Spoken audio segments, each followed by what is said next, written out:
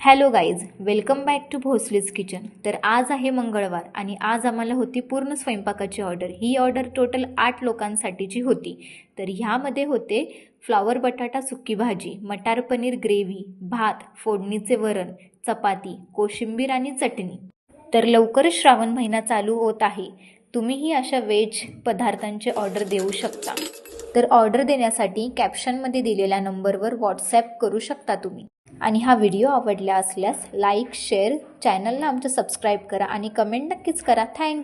Hello guys, welcome back to Bhosle's kitchen. तर आज आहे मंगळवार आणि आज आम्हाला होती पूर्ण स्वयंपाकाची ऑर्डर. ही ऑर्डर टोटल 8 लोकांसाठीची होती.